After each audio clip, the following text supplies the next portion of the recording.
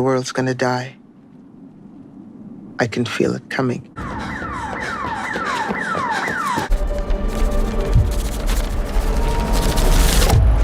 So, Fast Color, a sci-fi thriller starring Gugu Mbatha-Raw, Lorraine Toussaint, Saniyya Sidney, and David Strathairn. So it opens up with Ruth's mom as the narrator, Bo, talking about how she wished she could have saved Ruth, her daughter, and how the crops and everything is dried up, and if something is broken, it basically stays broken. How man has destroyed things, and she knew the world would soon come to this end. So Ruth next is being followed by police and is on the run. She comes across a hotel where she stays. She shacks up, tying herself down to the bed while she seizures everything out. The entire place shakes, and Ruth ends up meeting a guy afterwards, after she escapes that place at the coffee shop place, and he gives her a ride. But it turns out he's a scientist who's been looking for her and tries to sedate her, but she shoots him and runs away. She has flashbacks about a water pipe bursting and her wounds, her disconnect from self, and her child haunts her, or so it seems, and she eventually shows up home. So we can see that her and her mom have a rocky relationship. Ruth was on drugs and addicted. She used it to deal and suppress her power, then took off and left, told her mom to basically pretend that she was dead while also leaving her kid behind, coming back and then leaving a kid behind. And she comes back and she asks for another chance basically to try again with her mom. After the other seizure, this time it's in the barn where Lila and Ruth meet face to face. Lila is her daughter. They end up all eating breakfast together, and Ruth tells her daughter how she could use her abilities but can't now, and how strange things happened when she did. She explains how that's why the seizure started, because her mother couldn't nurture her and her abilities stopped working.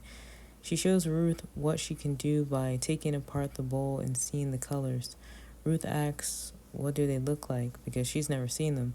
She tells her the feeling of it is warmth, and that when you forget where you are, they're gone. And we can see it touched her to hear that from Lila. Next, Ruth is shown this family generational book with her family secrets from her mother, and the daughter comes to tell Ruth. She may be able to help her with her powers. Lila asks Ruth, like, do you think there's more out there? And Ruth, like, no. But Lila is like, how would you know if you've been hiding all this time? And they kind of bicker a bit for that. Ruth introduces Lila to some good old musical records. But then Lila reveals to her that she's been fixing up the truck so that she can leave.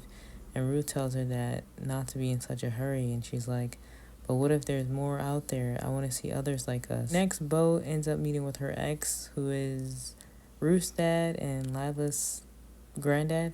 They have an old signal, which is really cute. It's like this unspoken code where he calls but says nothing. It just tells the investigators, the one that's after Ruth, that Ruth's energy can basically affect the earth.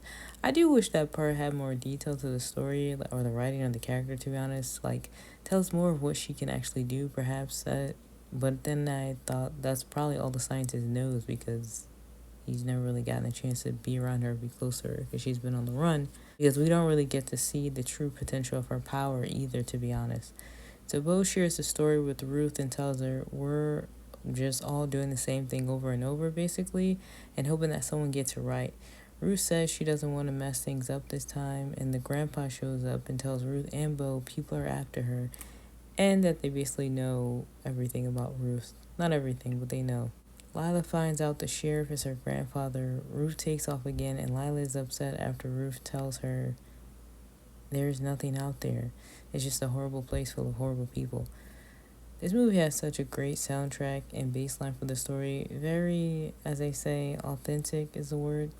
The seizures start and a flashback happens when she is in the water, and she basically lifts up her baby so that she can reconnect. And after that, she's able to open up the sky and see all the colors, and it's like this magical moment where the entire sky is like colorful.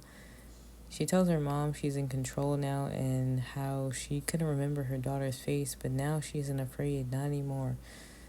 Ruth makes it rain and the men come out to get her, but the mom destroys their weapons and says, take me instead, because they will keep coming, and how she is done hiding, basically. Lila comes out and Bo tells her to go with Ruth. Bo sacrifices herself for them both, and the sky shows colors. But she raises the door behind her, like before the guys get in, so I'm assuming that she tricked them. It gives Ruth a letter that Bo gave her once they're in the car, and it says, "Go take apart the sky, and there are others out there in Rome." I did like this movie a lot. I do like this movie a lot. I've seen it multiple times. I hope someday that there's a part 2, and that it shows more of what they can truly do with their power. I wish this was longer, to be honest, but it was still a great film either way. Not many movies out there that can storytell without having to base things around the same old plots and story and character arcs we see in most of these boring movies.